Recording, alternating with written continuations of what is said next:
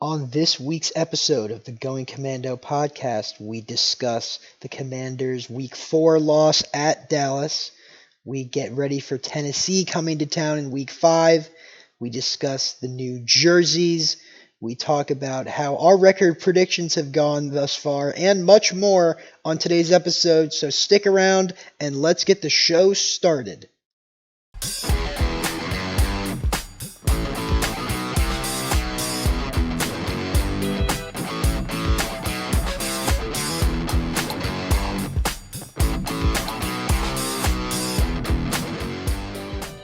Welcome to Going Commando, a Washington Commanders podcast.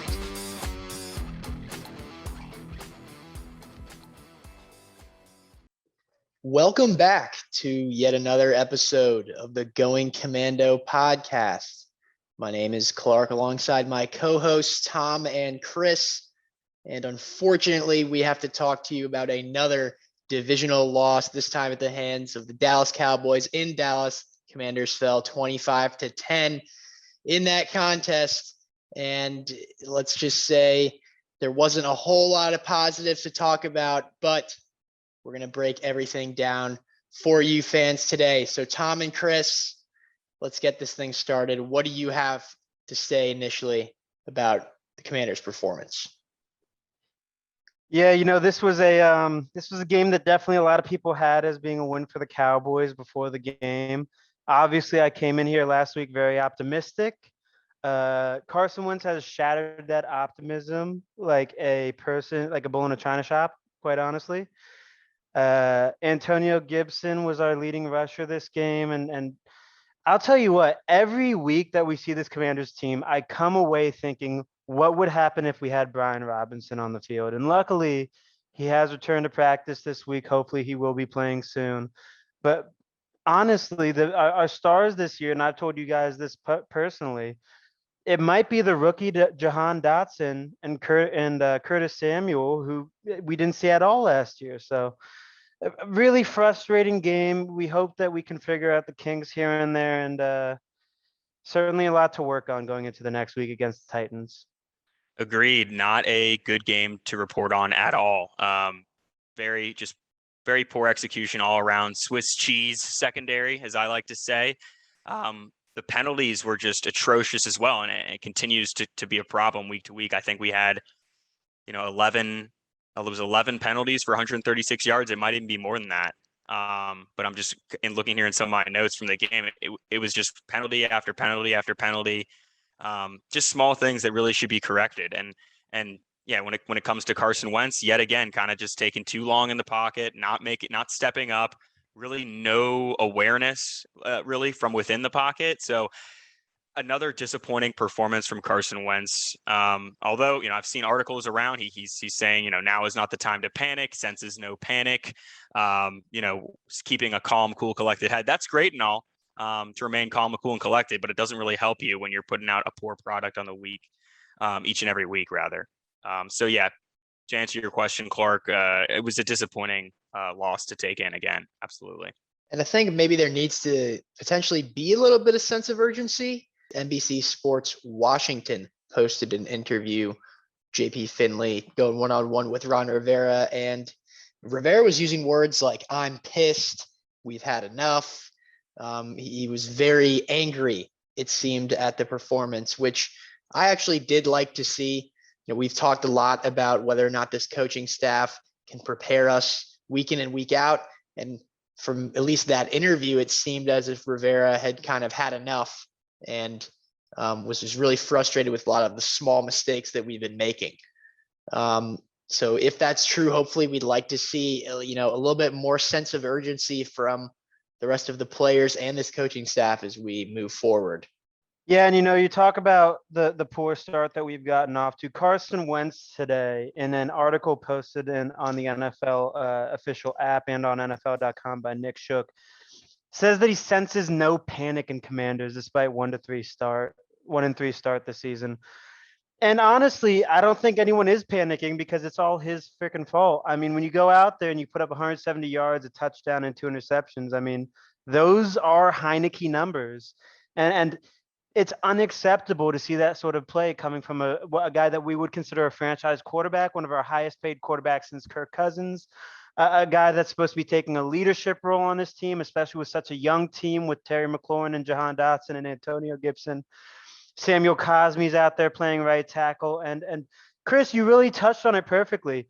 When you have more penalty yards than you do yards on the field, like they almost match their passing yardage in penalty yards. That is unacceptable. And, hearing Rivera say this, that all this, that he's pissed. I am too, buddy. And guess what? I don't make the decisions on the field. You do. So maybe you have to fix something with the team. Maybe there should be a sense of panic in a 1-3 team. I would like to see that our team is reacting and not being some sort of stagnant pool of water that just keeps getting stinkier and stinkier every single week. He also alluded to potentially big changes that could be made. He didn't allude to say that was happening, but when asked if a big change, if it was deemed that would be necessary, was that an action that they would take? He did not deny that. So, if things don't turn around, some major changes could be coming. Again, we just don't know at this point. And I might add, Tom, you always find a way to sneak in a little Heineke hate every now and then in every other comment. But if anything, honestly, I don't think you can be really hating on Heineke after, the last couple of weeks performance-wise from what we've seen from our QB1. Maybe other fans out there would be, interested to see what he has to bring to the table. However, not saying that that's something that we should be considering at this point. Yeah, I mean, I think it is good to see a little emotion out of Rivera for once, because it's certainly something we don't get too often one way or another. I'm ready for Heineke right now. Based on what I've seen, I know some people are, some people aren't. I don't think that's going to happen. I think you're going to see Carson Wentz continue to go out there for at least, and I think it would take at least 2 or 3 further consecutive performances like the ones we've seen the last couple of weeks for him to actually get benched.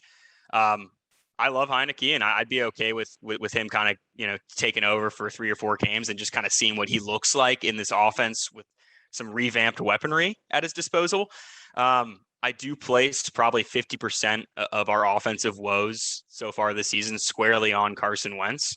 However, the O-line continues to be very mid and unreliable, which is a shame because over the past couple of seasons, that's actually been a source of strength and reliability for us when it comes to this offense. But it continues to be a disappointment, whether it's the injuries that we're having. Trey Turner went out there for, I think, 6 or 7 plays to start the game, and then Rivera pulled him immediately because he's playing like garbage out there. And you throw in Sadiq Charles, I guess that's maybe an upgrade, maybe it's not, but there's clearly a lack of depth along the O-line and a lack of quality guys that can be starters for us who are healthy right now.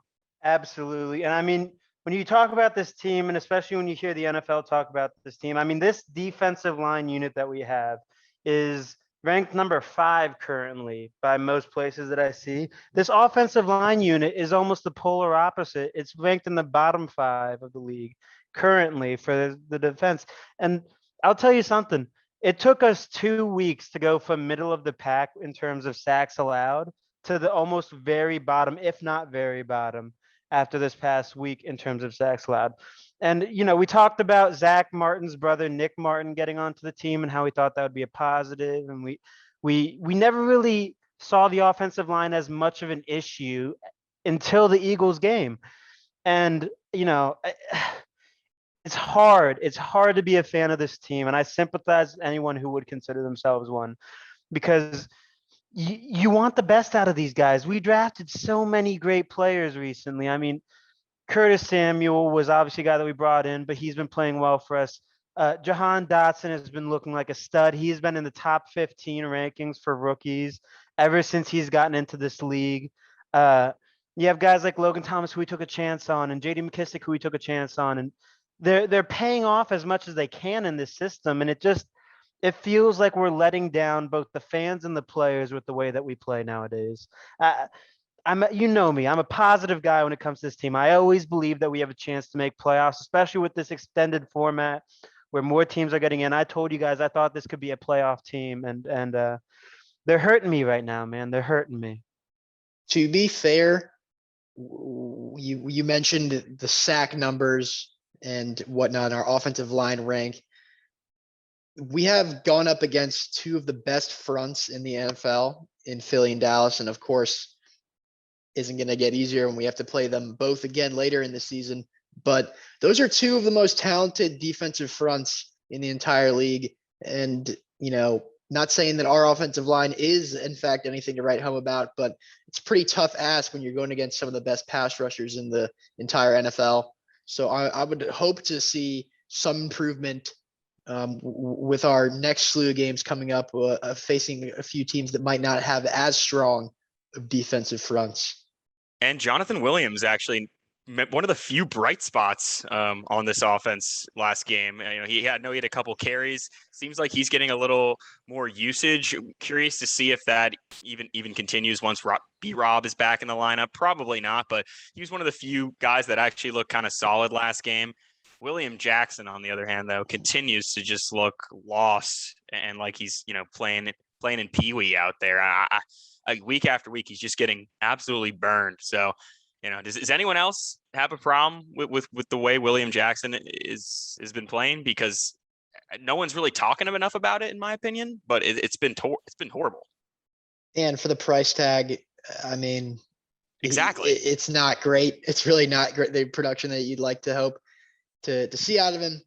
He's been a lot worse than he was last year, thus far on the season.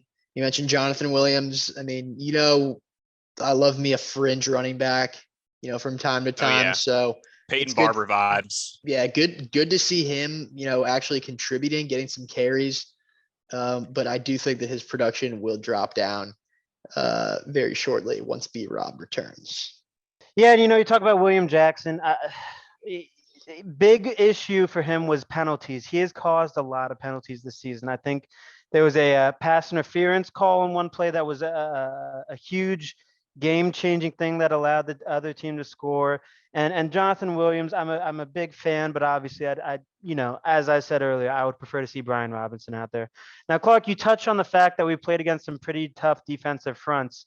The front that we're facing next week, the Tennessee Titans, is actually ranked 3 ahead of us at 5 with a pass rush score of 93 and a run defense score of 61 to get an average of 82.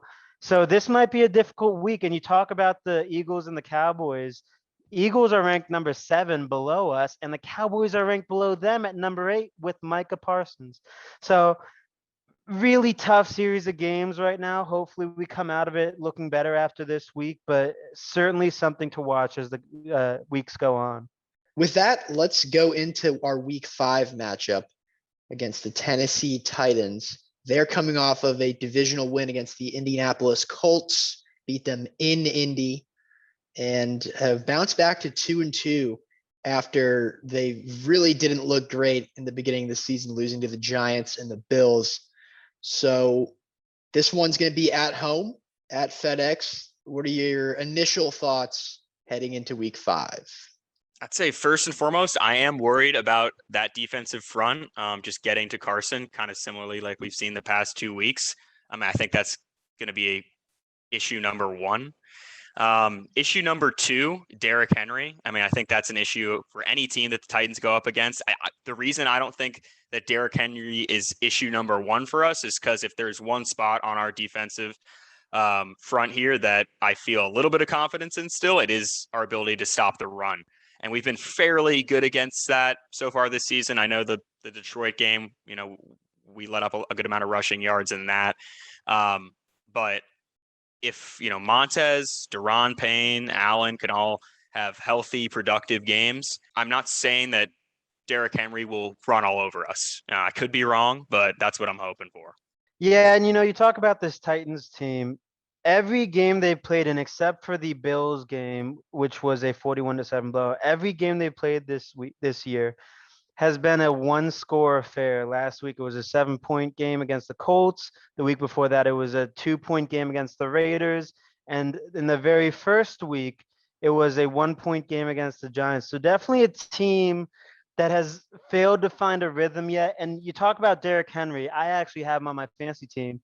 He had a slow start to the year, and he really picked it up with this past game against the Colts, and that scares me, especially with a team where we talk about linebacker issues so commonly. We talk about the secondary being banged up or having issues with penalties at times.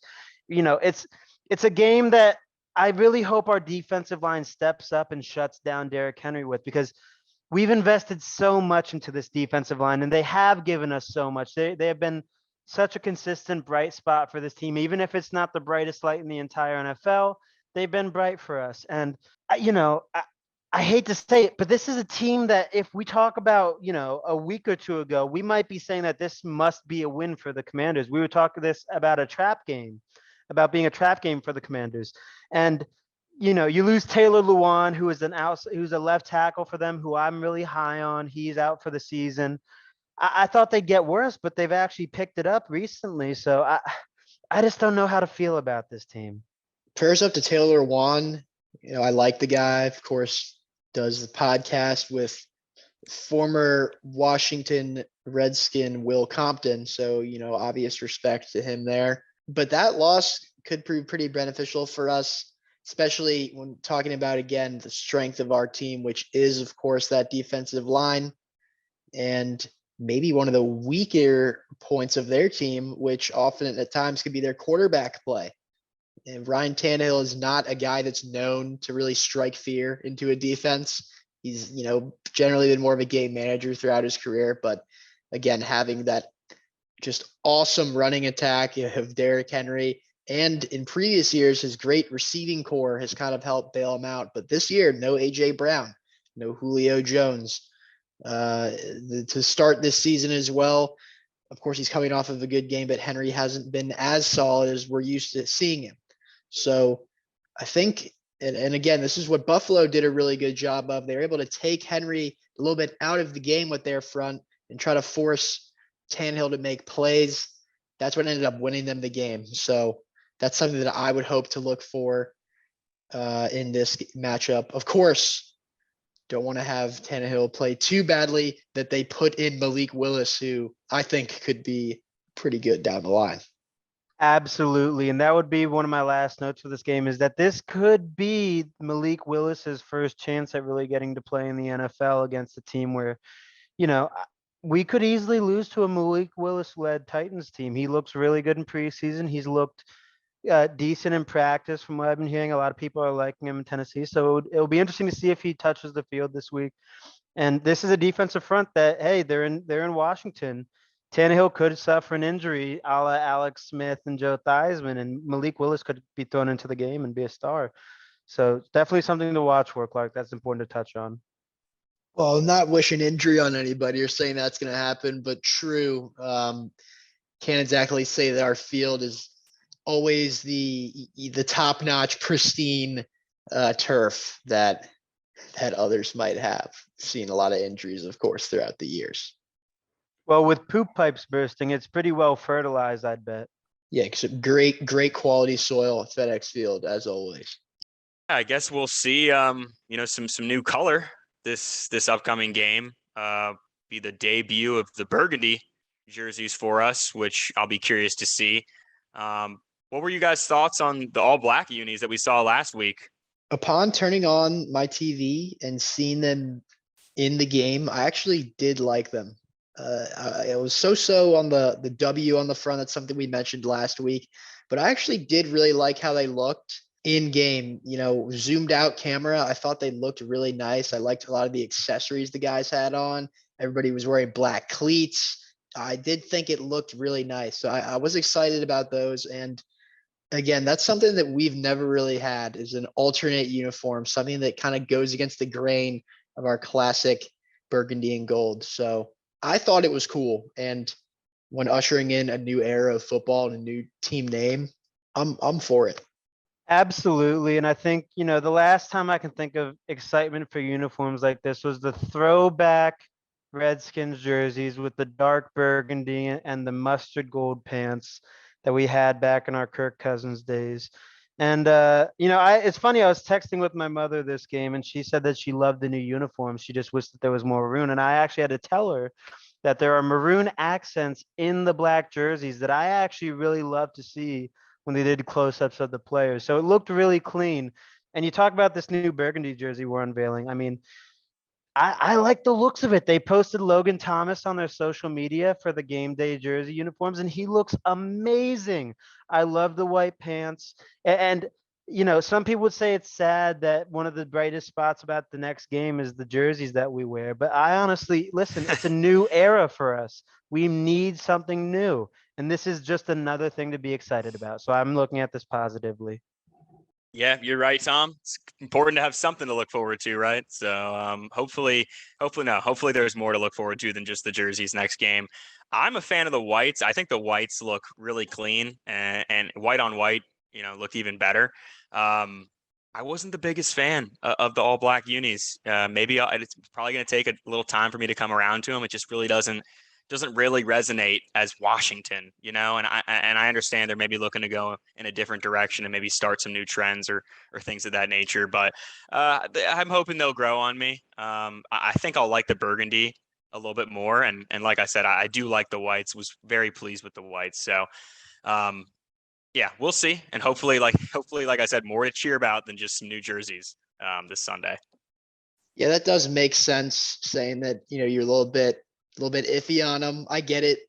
It is kind of strange seeing Washington franchise wear a black jersey. And some people did draw comparisons to the Steelers uniforms. I know, but overall, I did indeed like them. I understand your problem you might have with them. But as for the burgundy, hopefully those will help soothe your nerves a little bit, Chris, because that was always my favorite part about a Redskins jersey, the burgundy on white, burgundy on yellow, burgundy on white. I always loved it when we wore those home jerseys. So I'm excited to see how they look on the field and on TV on Sunday. Moving on now to segment we call Around the NFC East. There's one very notable chunk of news coming out of the NFC East today. And that is former Washington safety / linebacker Landon Collins is coming back to where it all started, and he is signing with the New York Giants. He is traveling with them to London to be with the team as they take on the Packers in that early morning London slot this Sunday. So for a 3-1 Giants team, it's a pretty big signing, and I think it's pretty big news for both the Giants and for the rest of the NFC East. Absolutely. And in the Giants, you see a team that is they've started to do their rebuild correctly. I mean, they took Evan Neal this year in the draft. They also took Kayvon Thibodeau, who were two, when you talk about the top guys at a position, those were some of the top guys at their positions in that draft. They also brought in Jalen Smith this year, a former Cowboys linebacker. So they're really making a push for it. And I think, when we had Landon Collins on this Commanders team, we would always be annoyed at his pass coverage, but we recognize that when he played the linebacker, when he played the run support safety, he was always there to make a play. So it's certainly sad to see that he's staying in the NFC East, and especially going back to a rival where he started his career. But as a whole, I got to be happy for the guy and the years that he gave us as a Commander. Yeah, and taking a look to, I guess, what the Eagles are doing. I mean, they're coming off yet another win. I think, correct me if I'm wrong, but still the only undefeated current team currently in the NFL. They got a game this coming up next week against the Cardinals, looks like, and that'll probably be a challenging game for them. I could see that being a kind of high scoring shootout type game. They're a little banged up too. Looks like limited participants kind of across the board on a lot of their key players: Brandon Graham, Lane Johnson, Jason Kelsey, Josh Sweat, Fletcher Cox, James Bradbury, AJ Brown, all limited participants. And then I think they're even missing, I think they're not going to get back Jordan Mailata or their kicker, Jake Elliott. So they'll be kicking with a backup come Sunday. So I guess if there is a week that, we could be looking for the Eagles to take their first L, it could be this one. Yeah, Call of Duty hasn't released yet, so Kyler Murray is focused on football currently, and the team's had a lot of rough spots. I mean, I'm an Arizona State University student, and being so close to it, I've obviously heard the rumblings, and This is a real make or break year for both the Cardinals, Kyler Murray, and the head coach over there. So this Eagles game is going to be very important. If they keep this undefeated streak going, then I definitely could see them as NFC East champions this year, which would continue the pattern of never having a repeat champion in the NFC East for, I believe it was the past 8 years, possibly 10. So Since 2004, there has not been a repeat champion of this division. So I think you can eliminate Dallas already, no matter how good Cooper Rush has looked or how great their defense has been playing. It's not happening. We all know this. This is NFC East law. It's not happening. So, maybe, don't look now, but the Giants, they are 3-1. I mean, look at the quality of their wins, say what you will, but 3-1 record is a 3-1 record through 4 games. Kind of wish that we could be saying the same thing right now ourselves. They look better than us. They look better than us, straight up. So, I mean, I think, it's probably surprising to folks that they're 3-1, but it makes more sense, for them to be 3-1 than for us to be 3-1 right now.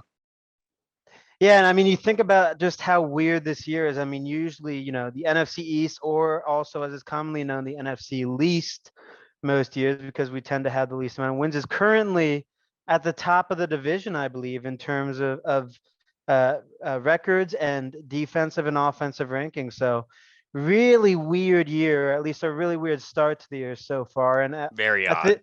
I think we would all agree that right now the Eagles or the Giants are probably going to be our lock for that NFC East championship spot. I mean, the Cowboys just feel so awkward and so randomly thrown together. I mean, obviously that defense is great, but there's just so many question marks, and that Eagles team is looking amazing. That Giants team is having a bounce back year. Saquon looks like his old self, which as an NFL fan, I love. I love to see guys doing well.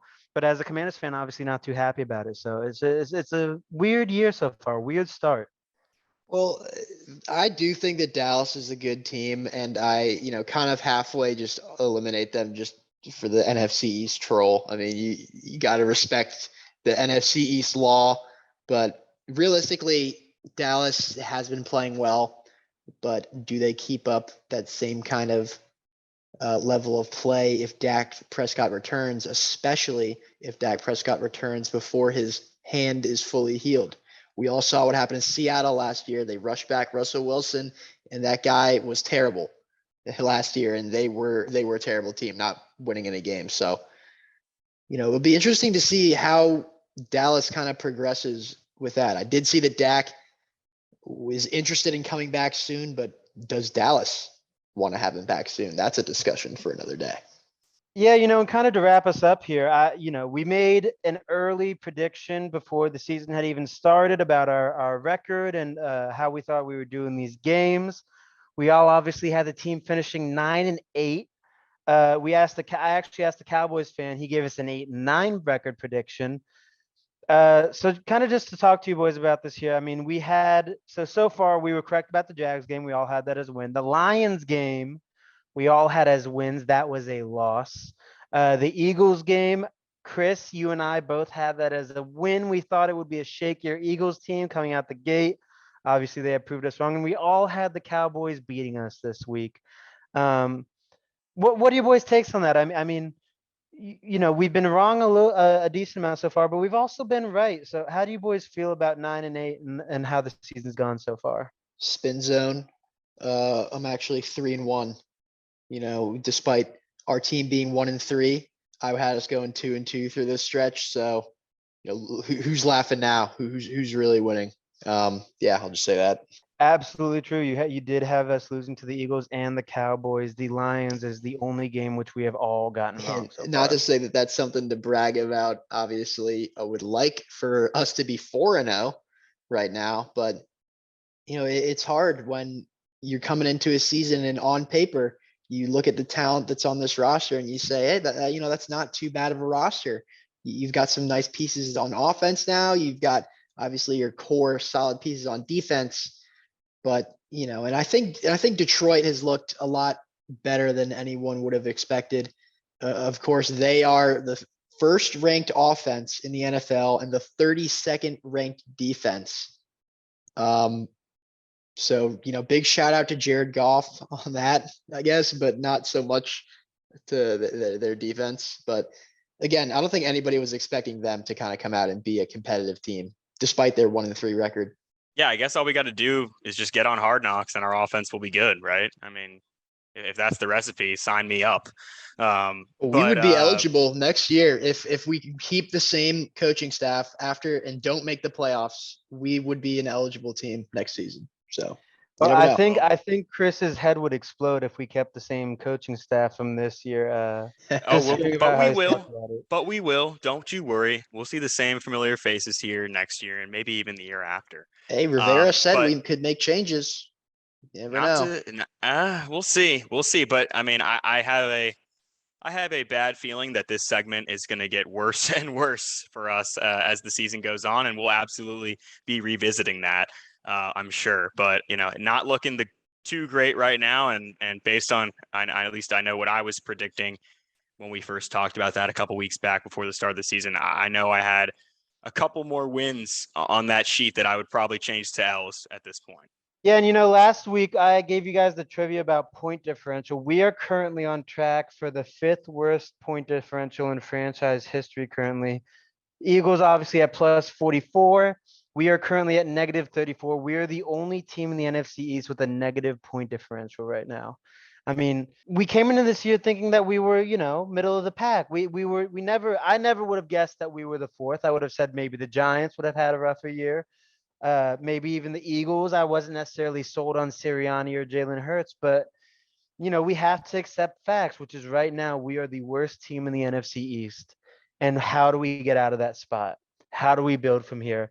And Chris, I gave you some crap off mic about being so negative about the coaches, and me and Clark talked about it personally. And get jacked over here off my team. I am on board with you now, Chris. I completely believe in what you've been saying. And this is a team where, we're coming this next week without even Jahan Dotson. We forgot to mention that Jahan Dotson is looking to be out for this next game. So we will only have Terry McLaurin. You might see Cam Sims get more targets, which actually might lead us to a win because of how good Cam Sims is. Yeah, we are absolutely a pro Cam Sims podcast over here. If you are unaware of his story, amazing story coming out of Alabama, great receiver. He is currently the father of one child named Trayvon Diggs. He watched his kid from the sidelines last week, and hopefully he's willing to start making some plays for us, turn this thing around. So that's good. Yeah, no, we'd love to see some Cam Sims getting the ball for us. Some anything. Just give me something to spark this offense a little bit. Prayers up to Jahan Dotson, of course, though. He is absolutely, I think we would all agree, he has performed over our expectations, and he's been a great addition to this team, a guy that we hope to see here for a long time. And we as Commanders fans, I think we speak for all of us when we say we hope to see you back soon. That about does it for this week's episode of the Going Commando podcast. Be sure to leave any comments, questions, or concerns in the comments section below, and we'll be sure to address them going forward as a new segment of our podcast. So for Tom and Chris, my name is Clark, and as always, HTTC and HTTR.